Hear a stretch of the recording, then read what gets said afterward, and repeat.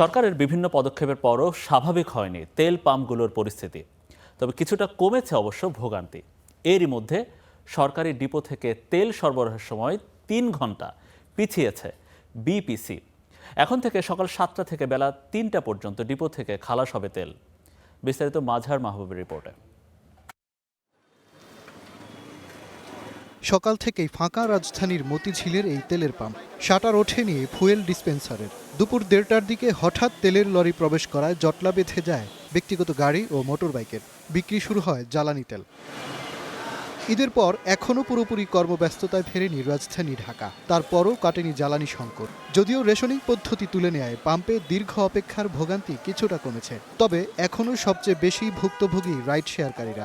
অনেকে আবার টাঙ্কিতে তেল থাকতেও জটলা পাকাচ্ছেন পাম্পগুলোতে। 5+ স্টার রেটিং প্রাপ্ত দেশের সর্বোচ্চ বিদ্যুৎ সাশ্রয়ী ওয়ালটন এসি স্মার্ট কমফোর্ট এখন নেক্সট লেভেলে। মানে কোনো চারকি চুরকি তো নাই, এরা দিয়ে টুকটাক চলতে পারতাম। এখন তো এই তেলের সংকটে এটাও পারবো না, এখন এক টোটালি বেকারের মতন অবস্থায় আছি।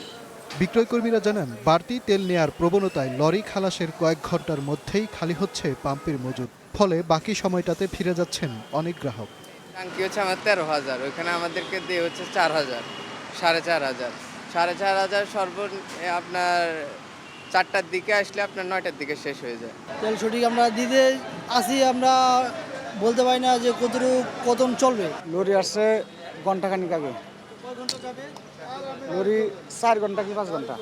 এদিকে শনিবার থেকে সকাল 10টার পরিবর্তে 3 ঘন্টা এগিয়ে সকাল 7টা থেকে তেল খালাস শুরু করেছে বিপিসির ডিপোগুলো। ফলে দিনের কর্মযজ্ঞ শুরুর পরপরই তেলবাহী লরি পৌঁছাচ্ছে রাজধানীর ফিলিং স্টেশনগুলোতে। পাম্প মালিকরা বলছেন, প্রয়োজনের তুলনায় গ্রাহকরা অতিরিক্ত তেল না নিলে সরবরাহ স্বাভাবিক রাখা সম্ভব হতো।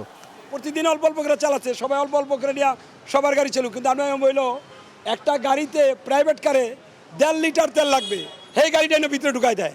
গভর্নমেন্টের টাকা দিবে কেমনে? আপনার তেল শেষ হোক, তারপর আপনি তেল নেন।